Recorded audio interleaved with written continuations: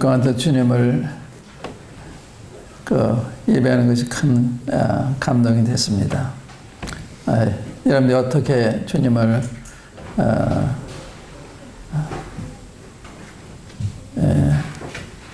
깊이 생각하시고 또 존귀 여기시는 것이 여러분들의 예배에서 이렇게 느껴졌어요. 상당히 감동이 됐습니다.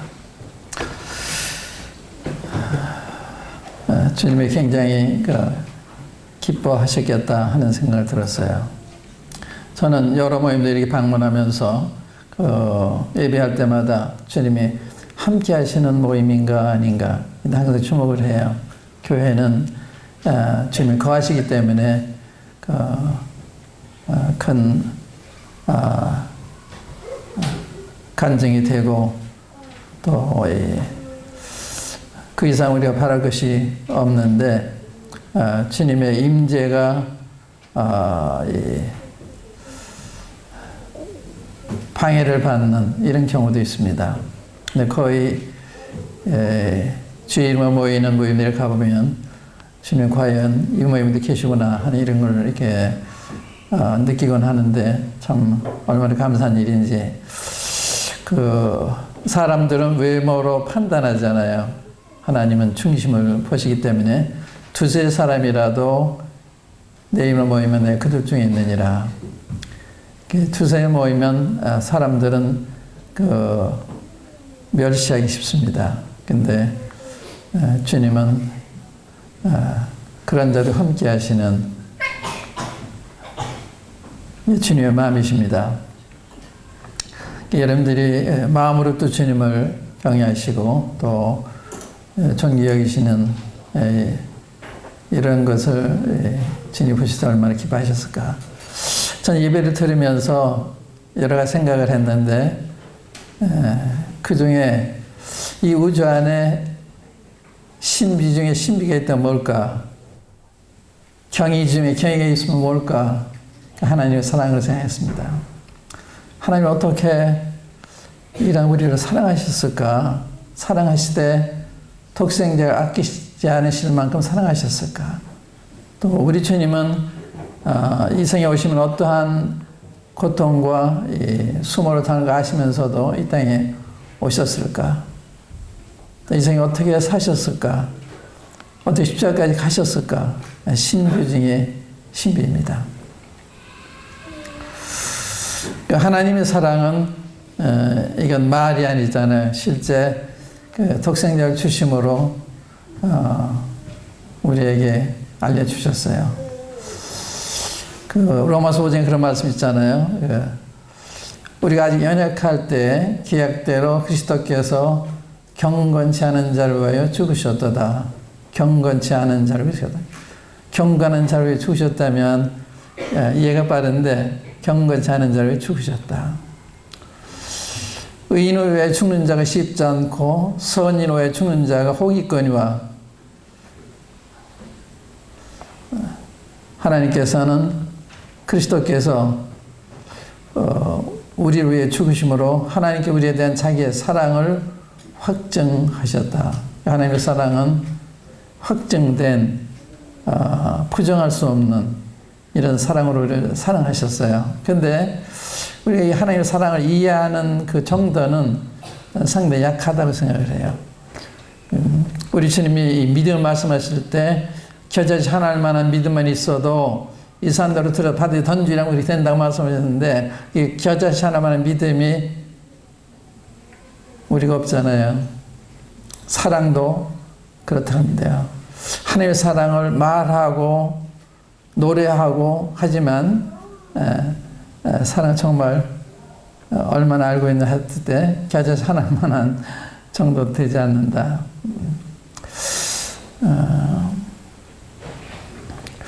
근데 이 사랑을 깨닫고 우리 감동이 된 분들 여러분들이 있고 또 성경에 기록되지 않은 역대 교회 역사 가운데 훌륭한 분들이 많이 계십니다만은 성경에 기록된 분들로서 두 분을 제가 생각해 놨는데 하나는 아브라함이고 한 번은 베다니 마리아, 영어 12장 마리아인데 그런 사랑을 진짜 깨달았을 때 그 반응이죠. 진짜 깨달았을 때 아브라함은 독생자를 아끼지 않은 하나밖에 없는 백세를 얻은 아들을 아끼지 않고 그 하나님의 토로 달라고 하실 때 드리는 서슴장을 드리는 이건 보통 사랑이 이건 보통 그 하나님의 사랑에 대한 반응이 아니잖아요. 또 마리아가 옥합을 깨뜨려서 우리 주님의 앞에 와서 발에 붓고 머리털로 발을 씻었다.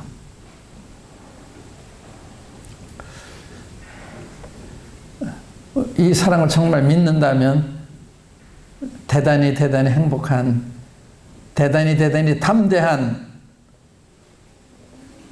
모든 사람 앞에 정말로 행복한 사랑을 보일 거예요. 그런데 실제는 안 믿는 게 아니라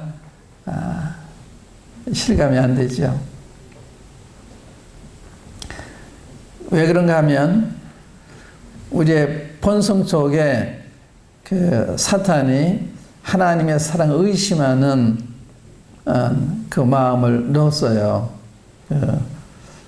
뱀이 그 에덴 동산에서 하와를 찾아왔을 때 이렇게 말하잖아요. 하나님이 정말 너희더러 동산에 있는 모든 나무의 실과를 먹지 말라고 하시더냐? 최초의 질문입니다. 의심케 하는 질문이에요. 이건 순수한 질문이 아니고 유혹하는, 하나님의 사랑을 의심케 하는 그런 질문이에요. 그 이후로 사람은 본능적으로 하나님의 사랑을 의심해요. 본능적으로. 하나님의 사랑을 아는데도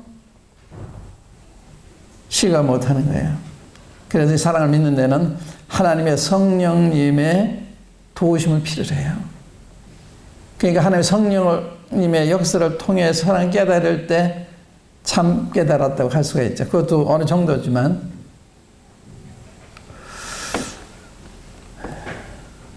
우리가 요한복음 그 13장 1절에 보면 예수께서 유월절 전에 세상을 떠나 아버지께로 돌아가실 때가 이른 줄 아시고 세상에 있는 자기 사람들을 사랑하시되 끝까지 사랑하시니 이런 말씀이세요. 끝까지 사랑하셨다. 주님의 우리에 대한 사랑은 친실하시다. 변하지 않으신다. 이런 걸 말씀하는 거죠. 근데 그 사랑을 언제 사랑하셨는가 하면 제자들이 그날 밤에 주님을 버리고 도망간 걸 아시면서 그렇게 사랑하신 거예요. 그게 사랑을 느끼신 거예요.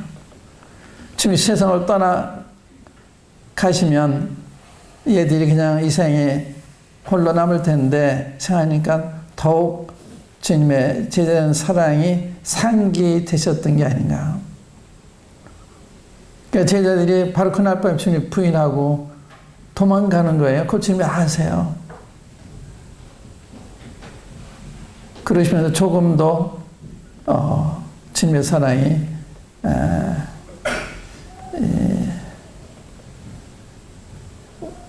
움직이지 않으셨어요.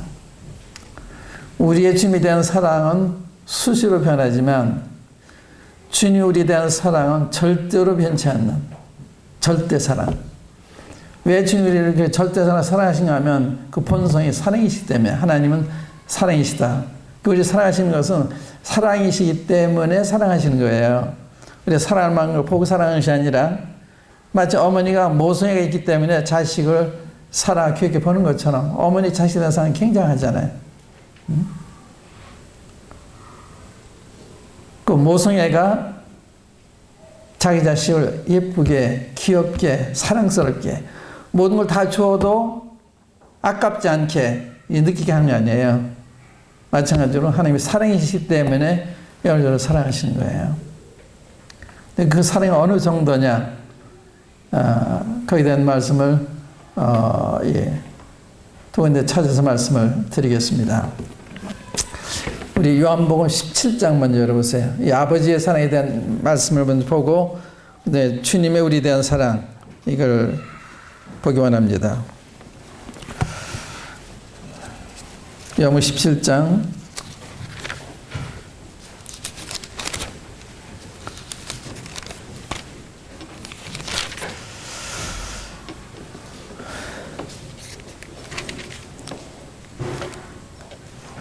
23절 말씀입니다. 이게 17장은 우리 주님이 제자들에게 마지막으로 세상을 떠나기 전에 먹어놓으시고 마지막 말씀하신 그 유언과 같은 말씀, 고별을 하시면서 하신 말씀이에요.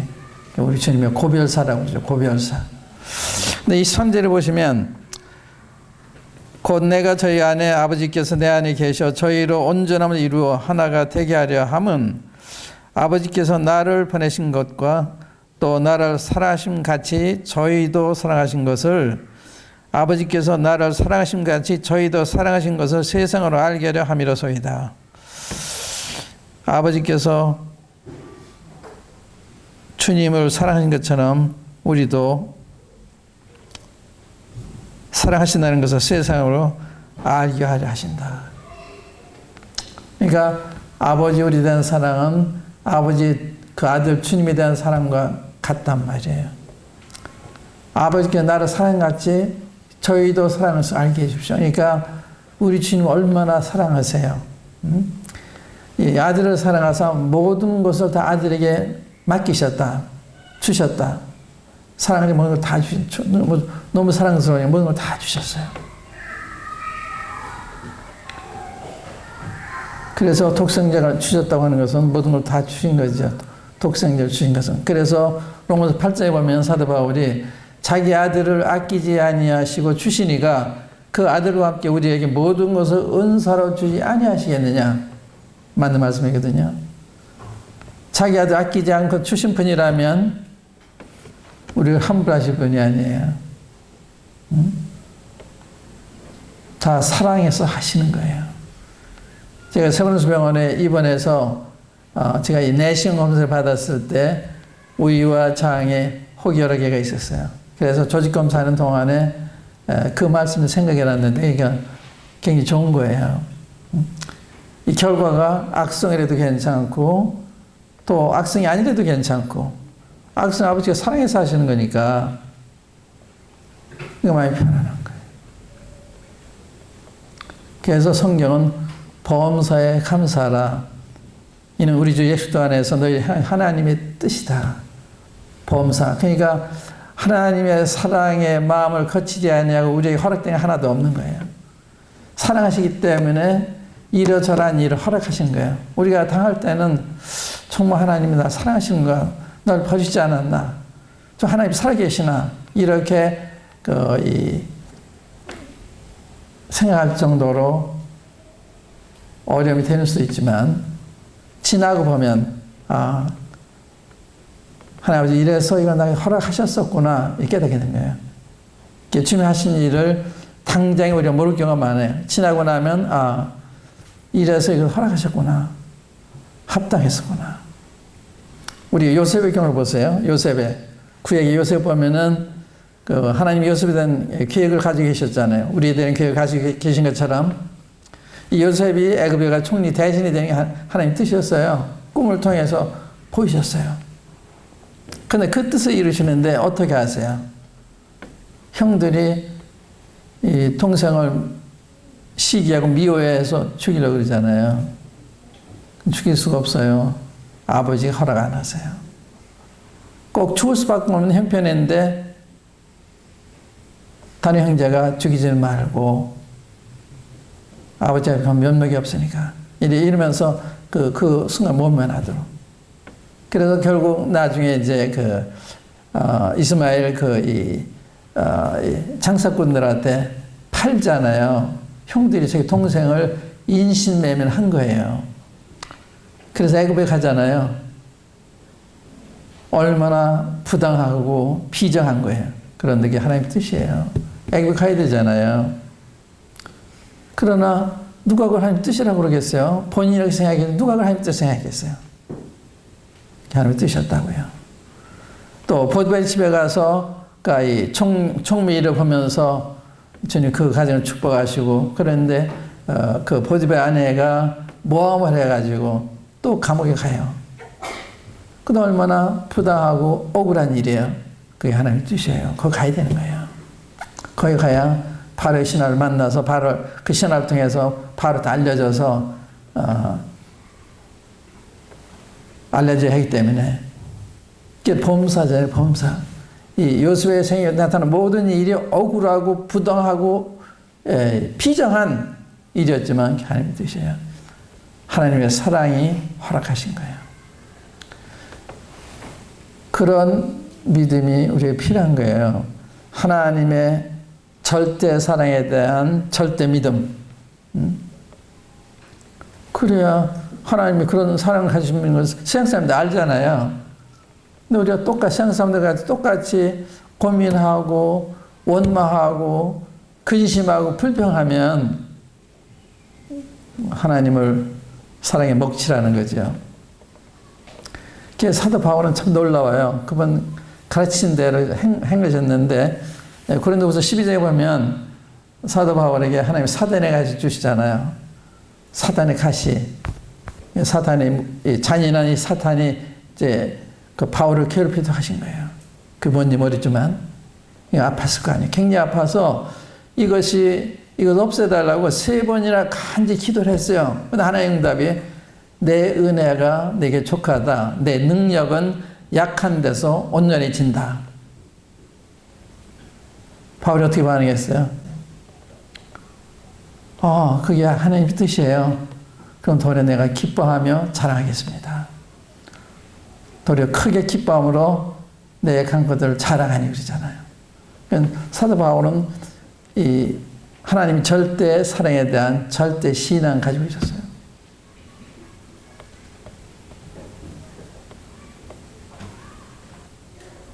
그거를 세상이 알게 하시 원하신 거예요. 그거 우리가 믿어야죠. 믿을 수 있도록 확증해 주셨어요. 아들 아끼해 주셨기 때문에 그 아들과 우리에게 모든 은사를 주지 아니하시겠냐. 그러니까 근심할 일이 없고 두려워할 일이 없고 섭섭할 일이 없어요. 다 우리에 대한 선하신 뜻을 이루시고자 하는 것이니까. 감사란 말은 그 뜻이 선하니까 좋은 거니까 감사하는 거예요. 나쁘면 감사하라 그러겠습니까?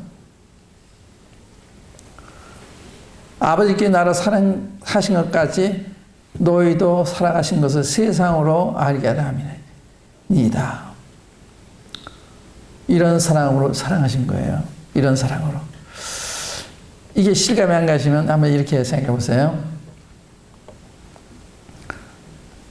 성령님한테 기도를 하세요. 주님 앞에 기도하면서 이 사랑을 저도 믿을 수 있도록 좀 도와주세요. 그렇게 기도하시면 들으세요. 하나님이 세상에 이처럼 사랑해서 독생자서 그랬죠. 세상, 믿지 않는 세상. 이 세상은 자기 아들과 십자 못 박는 세상 아니에요. 그의 선자를 보내면 다 돌려치고 죽이고 하나님 하시는 방해한 무도한 세상. 아들까지 자기들의 이해관계 때문에 죽인 얼마악한 사람들이에요. 시기를 죽인 거거든요. 그런데 아들이 아버지요, 어째 날 버리십니까? 왜 기도를 안 들으십니까? 밤낮 부지는데 아버지 안 들으세요.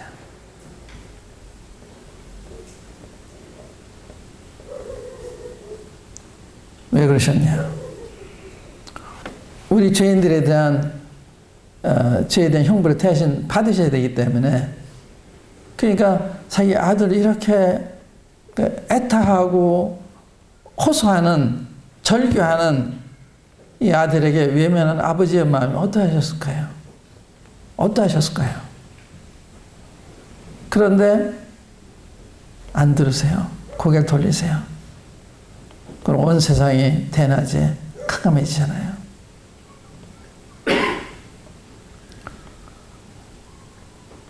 우리 같으면 얼마나 그런 세상을 포옹했겠어요. 제가 신혼초에 3살 때인데 아이가 하나 있을 때예요. 어느 가정에 새로 들어갔는데, 근데 그 집에 우리 아들 같은 나이에 여자아이가 있었는데 자주 물어요. 우리 아이를 물어요. 하루 제가 집에 있는데 아이가 죽는 소리 하는 거예요. 여자아이들 물려가지고 정신이 막 나갔어요. 그게 아버지의 반응 아니에요. 하나님은 다 참으신 거예요. 우리에 대한 사랑 때문에. 그러니까 이해할 수 없는 사랑 아니에요. 이 사랑의 신비라. 그래서 성경에는 지식에 넘치는 그리스도의 사랑, 이 지식에 넘친다는 말은 이해할 수 없는 사랑. 하나님의 사랑은 이해할 수 없는 사랑으로 우리를 사랑하시는 거예요. 이해할 수가 없어요. 이렇게 무도한 우리를 왜 사랑하시나? 왜 나를 사랑하나? 이해할 수가 없어요. 이 악한 사람들이 주님 십자가에 못 박고 조롱하고, 얼마나 우리 주님을 조롱했어요. 군병들이 조롱하고 지나가는 사람들이 조롱, 다 침 뱉고 머리 흔들고, 이런 모순이 어디 있어요? 그런데 주님 하나도 미워하지 않으셨어요. 뭐라고 하셨어요? 아버지요, 저들이 저래서 해 주십시오. 자기 하는 것을 알지 못하기 때문에 저렇습니다. 그러시잖아요. 하나도 미워 안 하셨어요. 얼마나 이를 갈고 보복해야 될 그러한 부당한 나쁜 사람들인데, 악인들인데 주님은 미워하지 않으신 거예요. 용서해달라고 그러시잖아요. 그게 하나님의 사랑이에요. 그래서 원수 사랑하라고 그랬잖아요. 너 핍박하는 자를 축복하라고 그러시잖아요. 하나님 그런 사랑을 가지고 계시기 때문에 그 자리에 있는 우리도 그런 사랑으로 살아가기 원하시는 거예요. 그래야 아버지가 나타나는 거예요. 우리 입술만 가지고 예수 믿으십시오, 하나님 사랑이십니다, 그건 약해요. 그렇게 해야 되겠지만 우리가 그런 사랑으로 사람들을 사랑하고 돌아볼 때 사람은 우리의 말을 의미 있게 들을 거예요. 이 하나님의 사랑, 하나님의 우리에 대한 사랑, 또 주님의 우리에 대한 사랑 한번 볼게요. 15장 한번 열어보세요. 요한복음 15장 9절 말씀입니다. 아버지께서 나를 사랑하신 것 같이 나도 너희를 사랑하였으니 나의 사랑 안에 거하라. 아버지께 나를 사랑하신 것처럼 똑같이 나도 너희를 사랑했다. 이런 사랑이 어디 있어요? 주님은 제자들이 주님 버리고 도망간 걸 아시면서도 너희는 마음에 근심하지 말아라. 하나님 믿어 또 나를 믿어라. 내 아버지 집에 거할 것이 많다. 그래서 너에게 일렀을 거다. 내가 너희로 처소로 예배하러 간다. 가서 처소로 예배하면 내가 다시 와서 너희를 내게로 영접해 나 있는 것도 너희도 있게 하겠다. 그러시잖아요. 그러니까 우리 주님은 우리의 마음의 흔들림에 대해서 다 안고 품으시고 가시는 거예요. 놀라운 사랑이죠. 그래서 14장 1절에 세상에 있는 세계 사람들을 사랑하실 때 끝까지 사랑하시니라. 얼마나 감동스러운 사랑이에요. 그런 사랑을 받은 우리잖아요. 그런 사랑. 그 사랑을 받은 그 사랑을 나타낼 책임도 있는 거죠. 근데 책임을 느껴서 하는 건 아니죠. 사랑을 받으면 자연스럽게 나타나는 건데, 그러니까 그 사랑이 우리에게 와 닿지 않았기 때문에 표현이 안 된 거죠. 우리의 삶을 통해서.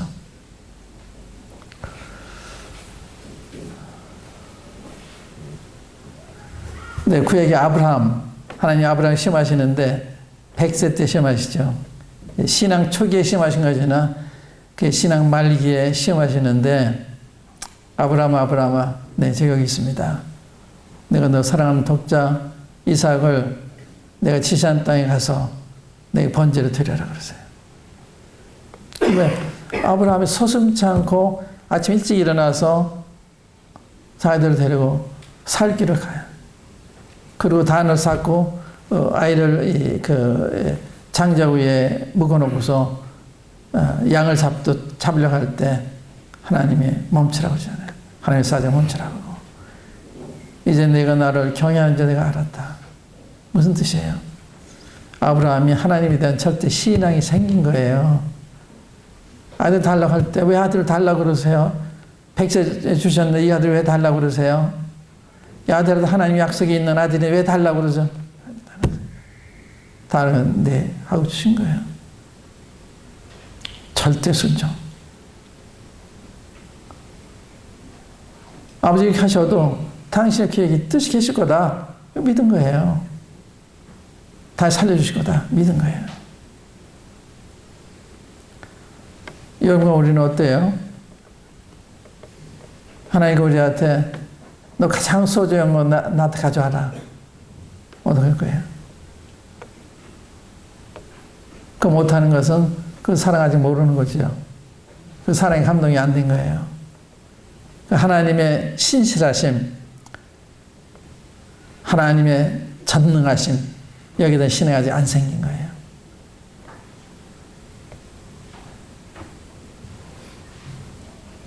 그러니까 아브라함이 이게 오랜 세월을 통해서 하나님은 절대적으로 믿을 만한 분이시라구나 이게 믿음이 다져진 거예요.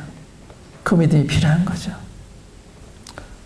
단번에 된 건 아니고 여러 세월을 통해서 넘어지기도 하고 불신도 하고 이러다가 거기까지 온 거거든요.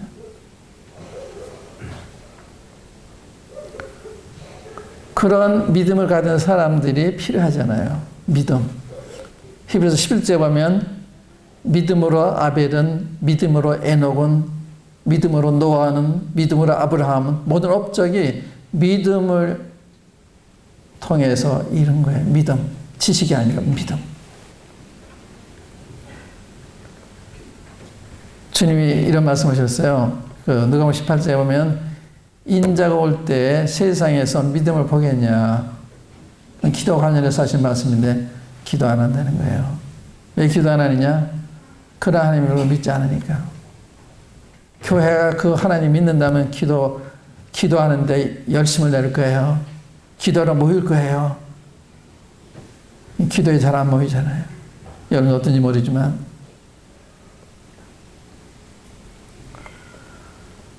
믿음이 없으면 세상에서 똑같은 거예요. 뭐가 달라요? 믿음이 우리를 달라지게 만드는 거예요. 믿음이. 보세요. 믿음으로 모세는 바로의 공제 아들의 칭함을 거절하고 하나님의 백성과 함께 고난받기를 잠시 죄악의 낙을 누리는 것보다 더 좋아하고 그리스도가 받는 능력을 애굽의 모든 보화보다 더 큰 재물을 여겼으니 이는 상 주시는 바로 봅니다. 모세가 어떻게 해요? 바알의 궁전을 떠나요. 고난을 선택을 해요. 그게 믿음이거든요. 우리 이 생을 살 때 믿음이 있으면 생사를 놀랄 만한 삶을 사는 거예요. 이해할 수 없는 삶을 사는 것입니다. 이 믿음이 없는 거예요. 믿음이. 다윗 보세요. 다윗이 양을 치면서 하나님이 살아계심을 경험하잖아요.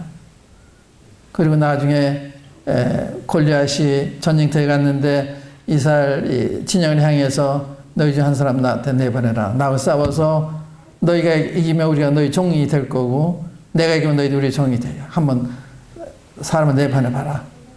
사울 왕으로부터 적은 병세리까지 벌벌도가 아무도 못 나가요. 근데 다윗이 소년인데 그럼 군인도 아니에요. 전쟁 아버지 신부로 갔다가 그 광경을 보고 내가 가겠다. 내가 가겠다. 그래서 이스라엘을 블레셋 군대로부터 구원하잖아요. 이런 믿음이 필요해요. 믿음이. 그러니까 믿음이 어떻게 생겨요? 하나님의 말씀을 순종했을 때 하나님 역사하는 걸 볼 때 그 믿음이 생긴 거예요. 이 다윗이 자기 아버지 양을 칠 때 사자 곰들이와 새끼를 물어가면 쫓아가서 싸워가지고 뺏어내잖아요. 야, 하나님은 정말 나 함께 하시는구나. 곰도 이기게 하시고 사자도 이기게 하시고 그 믿음을 이 직장에서 배운 거예요. 직장에서 일을 하며 배운 거예요. 그러니까 우리 모든 환경이 이 믿음을 행사할 때 환경이에요. 우리 어려운 일이 있으면 그게 좋은 믿음의 기회가 되는 거예요. 하나님 의지하면 하나님 함께 하시면 보이시는 거예요. 그래서 우리 믿음이 자라는 거거든요. 허슨 테일러가 중격하기 전에 선교사 하기 원하는데 내가 중국에 있는 동안에 중국과 영국이 전쟁이 나서 교통이 다 중단이 됐을 때 난 어떻게 살 건가? 그때도 하나님 내가 믿을 수 있나? 그거를 떠나기 전에 시험해요. 하나님이 다 응답을 하세요. 정확하게. 그래서 하나님만 믿고 중국에서 선교를 하잖아요. 우리한테 믿음이 필요해요. 믿음이 없으면 똑같은 사람이에요. 70까지 생각, 성경 저도 아무 소용없어요. 믿음이 필요한 거예요. 믿음이.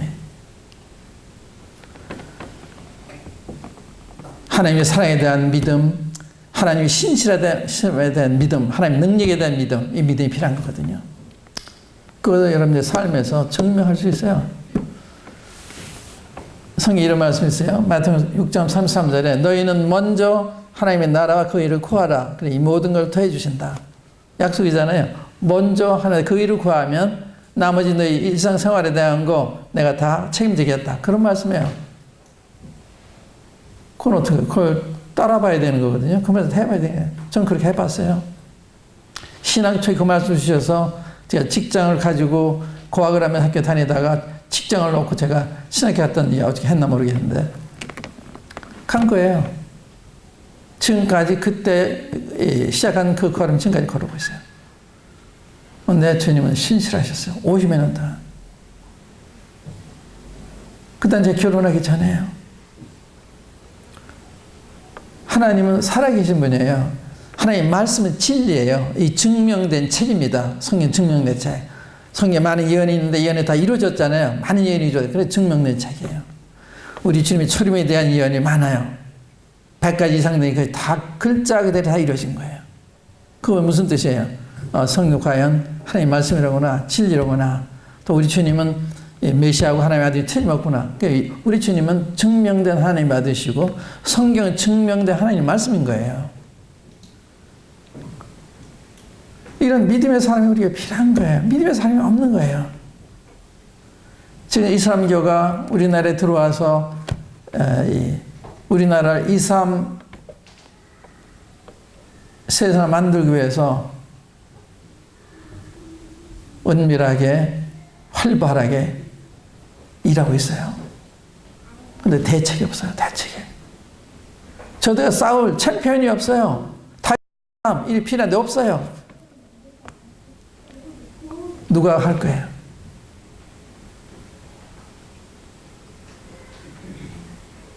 이 사람 아무것도 아니에요. 우리 전능한 분이세요. 우리 아버지 전능한 분. 내가 함께 하겠다. 여호수아한테 내가 너와 함께 하리니 내가 모세와 함께 있던 것과 너희와 함께 하리니 너희 평생에 당할 자 없을 거다. 그러므로 담대하라. 두려워하지 말아라. 용기를 하고 그대로 되잖아요. 그대로. 그래 가는 땅에 다 정복하잖아요.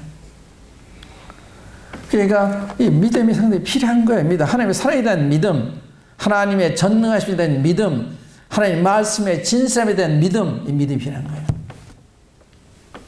그럼 달라져요. 우리의 삶이 달라져요. 그건 순종할 때, 아, 정말 주님이 신실하시구나. 말씀을 하시는구나.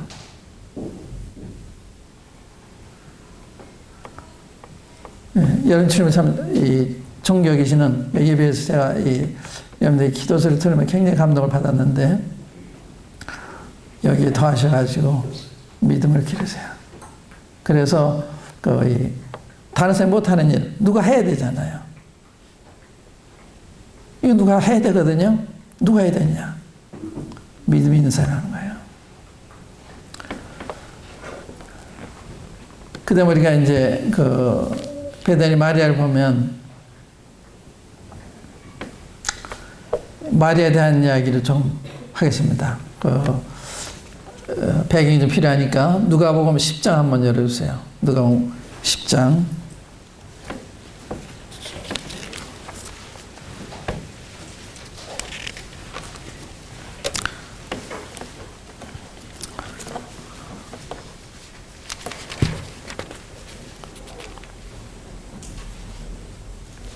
38절부터 이 마르다, 마리아, 나사로 이 세 남매는 주님이 참으로 고마워하던 삼남매였습니다. 고마워하던. 늘 가시다가 이 집에 들으시고 그러셨어요. 승천하실 때도 베다니에 승천하셨어요. 참 주님한테는 베다니 하면 이 세 남매 영원히 못 잊으실 거예요. 38절부터 저희가 길 갈 때 예수께서 한 촌에 들어가심에 마르다라 이름하는 한 여자가 자기 집으로 영접하더라. 그에게 마리아라 하는 동생이 있어 주의 발 아래 앉아 그의 말씀을 듣더니 마르다는 준비하는 일이 많아 마음이 분주한지라 예수께 나아가 가로되 주여 내 동생이 나 혼자 일하게 두는 것을 생각지 아니하시나이까 저를 명하사 나를 도와주라 하소서. 주께서 대답하여 가라사대 마르다야 마르다야 네가 많은 일로 염려하고 근심하나 그러나 몇 가지만 하든지 혹 한 가지만이라도 족하니라. 마리아는 이 좋은 편을 택하였으니 빼앗기지 아니하리라 하시니라. 이게 마리아를 좀 보고 있어요. 마리아와 마르다는 달라요. 똑같은 지붕 밑에 살고 있지만 똑같이 주님을 섬기고 있지만 두 사람이 달라요. 마리아는 아주 활동적인 여성이었던 것 같아요. 마리아는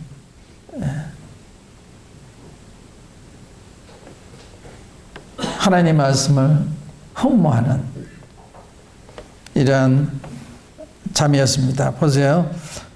이렇게 30절 보면 마르다는 주님이 오신 걸 알고서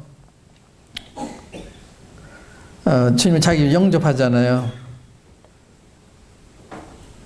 그런데 마리아는 주의 발 아래 앉아 그의 말씀을 듣더니 이게 짤막한 편입니다. 같이 지금 주님을 모시려고 그러는 거예요. 주님을 대접하려고 그러는 건데 아마 같이 언니하고 일하다가 주님 말씀하시니까 말씀도 공부해요. 말씀 들어. 그러니까 봉사보다 말씀을 더 우선시한 거죠. 봉사도 해야죠. 그런데 말씀을 희생하면서 봉사한다. 그건 아니에요. 말씀을 위해서 봉사하는 거예요. 저 크리스천 훈련원 있잖아요. 거기에 주방에 일하는 한 자매님이 계셨는데 40~50명 되는 학생들, 식구들을 세 끼를 다 이렇게 하시는데 참 능하세요. 그렇게 많은 사람 식사를 3끼 준비를 하면서 강의 싫어서 강의 듣는 때도 있어요. 여기 참 많으세요. 후에 그분이 인터넷에 글을 올리는 거 보니까요. 훌륭한 분이더라고요. 저는 잘 몰랐어요. 여기 마르다는 주의 발치에서 말씀을 듣는 말씀의 여성, 말씀의 자매 이런 사람이었어요. 이런 마리아가 필요한 거거든요. 말씀을 가까이 해야 주의 말씀을 사모해야 이런 여자로 변해가는 거예요. 근데 마르다는요 잘 안 변해요. 왜? 말씀을 가까이 안 하니까. 봉사는 잘하는데 아름다움이 없어요. 아름다움이 없다기보단 좀 떨어져요. 여기 보면은 이 마르다가 뭐라 그래요? 마르다 얼마나 무례해요. 40절에 보면 마리아와 마르다 비교할 수가 있는데 마르다는 준비하는 일이 많아 마음이 분주한지라. 마리아는 분주하지 않아요. 조용해요. 말 한마디도 안 해요. 마르다는 혼자 말 다 해요. 분주한지라 예수께 나아가 가로되 주여 내 동생이 나 혼자 일하게 두는 것을 생각지 아니하시나이까. 주님 남을 하신 거예요. 주님 남을 해요. 마르다가 주여 내 동생이 나 혼자 일하게 두는 것을 생각지 아니하시나이까. 저를 명하여 나를 도와주라 하소서. 여기에 주목할 게 있어요. 나라는 거 나. 자기의식이 가득 차 있는. 지금 어느 면에서는 자기 동생을 좀 질투하고 있는 이런 모습인데, 사람이요, 자기 관심이 많으면 좋은 게 아니야. 주님 관심이 많아야 돼. 주님 관심이 많으면 자기 관심은 없어지는 거예요. 어쩌게 더 약해지는 거예요. 이게 균이 맞아야 되면 주님 관심이 더 커야 되는 거거든요. 이스라엘 백성들이 바벨론에서 70년 포로상하고서 성전을 지키기 위해서 올라오잖아요. 오늘 성전을 짓다가 원주민들이 반대를 하니까 손을 놨어요. 그래서 15년 동안 성전 건축하는 일을 중단한 채 지내요. 학교에서 보면 그때 이제 15년 흐르니까 하나님이 불쌍히 계셔가지고 학교 스가랴 선지자를 보내가지고 그들을 책망도 하고 격려도 하고 그래야 다시 이제 착수해서 마치게 되는데, 그때 그래요. 주님이 이 사람들에 대해서 학기를 통해서 여호와께서 말씀하실 때 이 백성이 말하기를 주의 전을 지을 때가 되지 않았다 그런다. 주의 집을 지을 때가 되지 않았다. 그때 주님이 그러면 너희들 너희 판벽한 집에 거할 때가 됐단 말이냐? 내 집 황폐했는데 너희들은 그런 좋은 집에 사는 게 마땅하냐? 이렇게 반문하셨어요. 이 말을 생각하면 주님 의해서 올라왔는데 이렇게 그 일하는 동안에 마음이 주님으로부터 자신에게로 다 돌아온 거예요.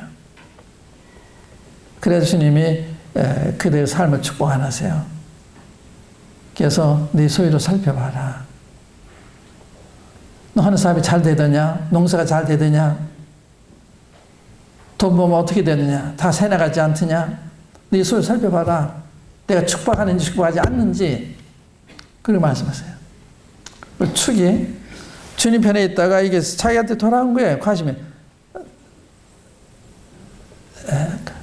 나의 이웃관계, 내 가정의 이웃관계, 이제 자기 쏠린 거예요. 우리가 가정 돌아봐야죠. 돌아보지 말라는 게 아니에요. 먼저 우선순위가 있는 건 먼저 하나님 나라의 그 일을 구하라. 이게 믿음을 필요로 하는 거거든요. 그런데 이 모든 걸 다 해주신다. 약속이에요. 50년 동안 그 말씀을 따라 살았는데 정말 한 번도 실망시킨 적이 없어요. 신실하시게 지켜오고 계세요. 놀라워요. 지금 제가 주님한테 저에게 필요한 거 주십시오. 이런 기도를 안 한 지가 수십 년 됐다고 할 수 있어요. 그럼 달라는 기도 왜? 주님이 당연히 주시니까 주님이 그 직장에 나가면 이 월급을 타오는 것처럼 저렇게 주시니까 달랄 필요가 없잖아요. 어떤 때는 내가 너무 주님 앞에 이게 그 주님의 사랑을 경하게 받는 게 아닌가. 너무 당연히 생각하면 안 되잖아요. 주님 은혜를 하신 거죠. 제가 받을 만해서 받는 게 아니잖아요. 근데 그렇게 주시는 거예요. 그렇게 주님은 놀라우세요. 먼저 그날 그 일을 구하면 이 모든 걸 더해 주신다. 그렇게 하셨어요. 제가 처음 시작할 때는 저희 모임에 고등학생 한 10명, 대학생 한 2명. 그때 제가 직장을 놓고 나온 거예요. 사람은 이제 또 어떻게 나오겠어요? 그런데 그런 환경에서도 주님은 굶기지 않으셨어요. 놀라우신 분이십니다. 어떤 분들은요, 제가 믿음을 얘기하면 박 형제님은 아는 사람이 많으니까, 기도하는 사람이 많으니까, 그렇지만은 다른 사람은 인지도가 없으니 하지 않다. 주님 모독하는 말입니다. 불신을 부추기는 말이에요. 주님은 없는 것도 있게 하시고 죽은 자를 살리시는 이런 분 아니세요? 이렇게 불신을 부추기는 그 이야기 듣는 사람들이 많아요. 그 말을 받기가 더 쉬우니까.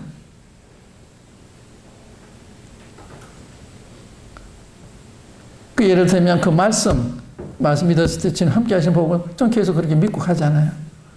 좀 그 약속을 지키시니까. 50년 동안 주님 신실하셨어요. 그 말씀대로 하셨어요.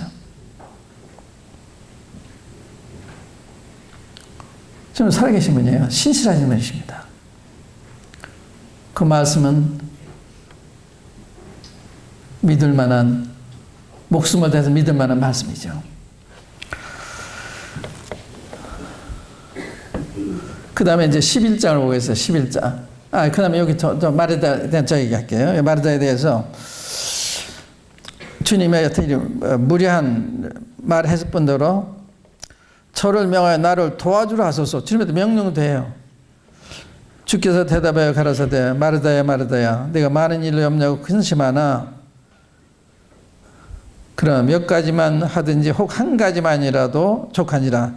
마련이 좋은 편을 택하였으니 빼앗기지 아니하리라. 이 주님 말씀 듣는 이 좋은 편. 주님이 마리아가 잘하는 거다. 그래서 여러분들도 말씀을 먼저 하는, 그러고서 봉사할 그 봉사는 봉사다운 봉사가 되는 거예요. 자기한테도 복이 되고 남한테도 덕이 되는, 그렇지 않으면 불평할 수 있어요. 마르다처럼 왜 자매들을 왜 안 도와줘? 왜 나 혼자 일하기도? 그런 얘기 할 수가 있거든요. 그럴 필요 없어. 왜? 내가 주님 앞에 하는 거니까. 남이 와서 같이 하든 말든 하면 좋지만, 그것 때문에 불평할 필요는 없는 거예요. 내가 목숨 하면 되는 거니까. 근데 11장에 가면, 11장에 이제 나술에 병들잖아요. 병들었을 때 흔들려요.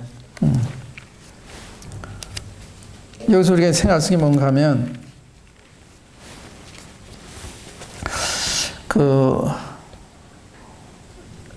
마르다 마리아가 주님을 정말 경에 사랑했잖아요. 근데 딱 자기 집안에 우환이 온 거예요. 자기 오라버니가 병이 든 거예요. 그래서 사람 보내서, 주님 사랑자 병 들었습니다. 이렇게 말씀드려도 금방 올 거라 생각하시는데 주님 안 오세요.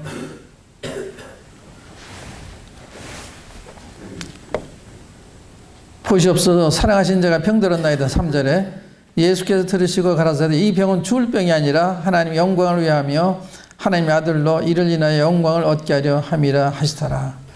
예수께서 본래 마르다와 그 동생은 나사로를 사랑하시더니 나사로의 병들었다함을 들으시고 그 계시던 곳에 이틀을 더 유하시고, 그럼 빨리 가셔야 되잖아요. 사랑하시면 주님의 사랑이 이틀을 지체하신 거예요. 왜? 나사로가 죽어야 되니까. 죽어서 나흘이 됐을 때 난 부활이요 생명이다 하는 게 증명이 되잖아요. 주님이 부활이고 생명을 증명하시기 위해서 나사로를 지금 쓰시는 거거든요. 이런 뜻이 계셨던 거예요. 그런데 아직 거기까지 믿음이 못 미쳤죠. 그래서 원망해요. 주님 여기 계셨다면 우리 오라버니 죽지 않았겠습니다. 주님이 늦게 오셔서 이미 죽었습니다. 이제 다 틀렸습니다. 그러잖아요. 그때 주님이 내 말이 네가 믿으면 하나님의 영광을 보리라 하지 아니했느냐. 내 말이 네가 믿으면 하나님의 영광을 보리라 하지 않느냐. 믿으면 이게 중요한 거예요. 그래서 나사로를 주님이 살리시잖아요. 죽은 내 사람 살리시잖아요. 그 다음에 12장에 마리아가 나와요. 마리아. 세 사람이 다 변했어요. 그 후에 거기 잠깐 볼게요. 1절로 몇 절 볼게요. 이곳 엿새 전에 예수께서 베다니에 이르시니 이곳은 예수께서 죽은 자 가운데서 살리신 나사로에 있는 곳이라. 거기서 예수를 위하여 잔치할세 마르다는 이를 보고 나사로는 예수와 함께 앉은 자 중에 있더라. 마리아는 지극히 비싼 향유 곧 순전한 나드 한 그릇 가져다가 예수의 발에 붓고 자기 머리털로 그의 발을 씻으니 향유 냄새가 집에 가져가더라. 제자 중 하나로서 예수를 잡아줄 가룟 유다가 말하되 이 향유를 어찌하여 300데나리온에 팔아 가난한 자들에게 주지 아니했느냐 하니 이렇게 말하면 가난한 자들을 생각함이 아니요 저는 도적이라 돈꾀를 맞고 거기 넣는 것을 훔쳐가미라. 가라사대 저를 가만두어라. 나의 장사할 날을 위하여 이를 두게 하라. 가난한 자 항상 너희 함께 있거니와 나는 항상 있지 아니하리라 하시니라. 여기 마리아에 대해서 마리아는 계산 없이 헌신했어요. 계산 없이 비타산적인 행동을 한 거예요. 이걸 팔면 300일치 보수에 해당하는 그 값비싼 거예요. 거의 1년 수입에 해당하는 이런 값비싼 것을 일순간에 주님의 발을 벗으니까 인간적으로 생각하면 아깝다고 생각할 수가 있죠. 또 이걸 팔아서 가난한 자 도와주면 좋을 텐데 그때요 주님이요 가만 둬라. 그거 내가 좋은 일을 했다. 가난한 자 항상 너희 함께 있거니와 난 함께 있지 않는다. 주님 요구하셨어요. 그 사람 요구하셨어요. 맞다. 유다의 말이 맞다. 저들이 말이 맞다. 그래 나한테 할 필요 없어. 그러지 않으셨어요. 무슨 뜻이에요? 주님이 우리 사랑받기 원하세요. 그래서 주님이 계명 중에 첫 번째 계명이 뭐예요? 마음을 다하고 뜻을 다하고 또 이 목숨을 다해서 주 너의 하나님을 사랑하라. 우리의 이 전심으로 사랑하는 목숨을 다해 사랑하는 그 사랑을 주님이 받기 원하시는 거예요. 그게 예배예요. 근데 마리아가 그런 사랑으로 주님을 사랑한 거예요. 이런 상황이 없었던 사람인데 이런 상황이 생겨서 왜? 주님이 어떠하시면 할 때 주님을 더욱 경외하고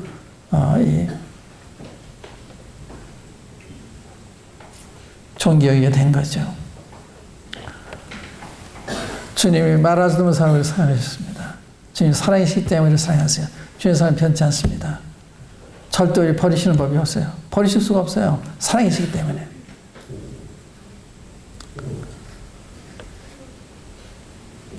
우리 편에서 마리아처럼 아브라함처럼 이렇게 보답하자는 마음이